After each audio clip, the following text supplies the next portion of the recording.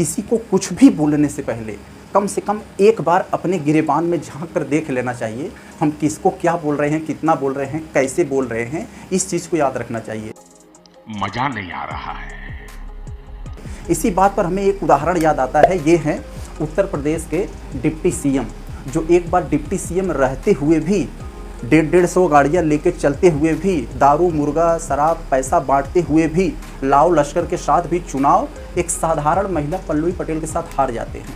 और हारने के बाद जब अरे बाप रे, ये तो धोती खोल रहा है। उत्तर भाजपा तो जीत ही जाती है।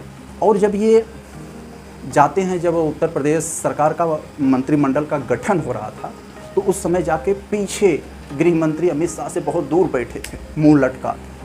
तो अमित शाह ने पूछा, भाई वो कौन है मुंह लटका के बैठा है? तो लोगों ने बताया, साहब ये केशव प्रसाद मौर्य हैं, वो कौशाम्बी वाले, सिराथू वाले। कहाँ जो चुनाव हार गया? कहा हाँ। कहाँ यहाँ क्यों आए हो? हार गया। कहाँ मालिक चुनाव भले से हार गया हूँ, लेकिन अपनी जातियों का अच्छा खासा वोट दिलवाया हूँ। आपकी सरकार भाजपा जो बनी है उसमें बहुत बड़ा मेरा योगदान है। तो अमित शाह ने कहा, अच्छा ठीक है, चलो अच्छा, हम तुम्हारी उप मुख्यमंत्री का जो पावर पहले थी उतना पावर नहीं देंगे, तुम्हारी पावर को घटा देते हैं, लेकिन उसके बदले तुम्हें दूसरा काम देते हैं। कहाँ क्या काम मिलेगा मालिक? कहाँ देखो, हम तुम्हें एक नाम मात्र का उप मुख्यमंत्री यानी डिप्टी सीएम बना दे रहे हैं, लेकिन इसके बदले तुम्हें काम करना पड़ेगा। तुम चुनाव हार गए हो, इसका मतलब तुमने अपने क्षेत्र में उत्तर प्रदेश में अच्छा सा काम नहीं किया था। तुम्हें काम ये करना है कि विपक्ष वालों को अच्छा खासा गाली देना है, हमारी अच्छी खासी तारीफ़ करना है, और ज़बरदस्ती गाली देना है, ज़बरदस्ती तारीफ़ भी करना है। तो ये महाशय बिना कुछ सोचे समझे हर पल हर क्षण इनके मुंह से आगे ही निकलता रहता है नफरती वाला, कभी टोपी, गोल टोपी, लुंगी, कट्टा, माफिया। अब सोचो, उत्तर प्रदेश अखिलेश यादव को कहते हैं ये गुंडा है। अब आप सोच कर देखिए कितना अतार्किक बात है। कोई भी आदमी देखेगा कि गुंडा किसे कहेगा। इनकी केशव प्रसाद मौर्य की राजनीतिक शुरुआत ही वसूली से हुआ था, और आगे चलकर इनमें क्या क्या हुआ था किसी से छिपाने, इनके ऊपर क्या क्या केस था। 16 मुकदमा केशव मौर्य पे रहा है।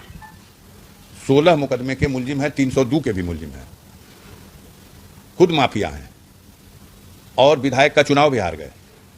और वो बेशर्म लोग हैं कि हारने के बाद भी पद स्वीकार है, और ऐसे लोग लंबी लंबी बात करते हैं तो क्या करना। तब योगी जी ने अपना केस वापस लिया, तो उसी के साथ इनका भी लिया। चलो बेचारे ने चुनाव जितवाया है, इसका भी थोड़ा भला कर देते हैं। तो ये हुआ साथियों। तो इसीलिए कहते हैं किसी को भी कुछ कहने से पहले कम से कम एक बार अपने गिरेबान में झांक लेना चाहिए, हम कहाँ हैं और किसको बोल रहे हैं, वो आदमी किस पद पर है, कितना उसे बोल रहे हैं, क्या बोलना चाहिए क्या नहीं। तो इस बात का हमें बहुत ही भली भांति याद रखना चाहिए, क्योंकि दूसरे को आजकल साथियों ऑनलाइन का ज़माना है, सोशल मीडिया का ज़माना है।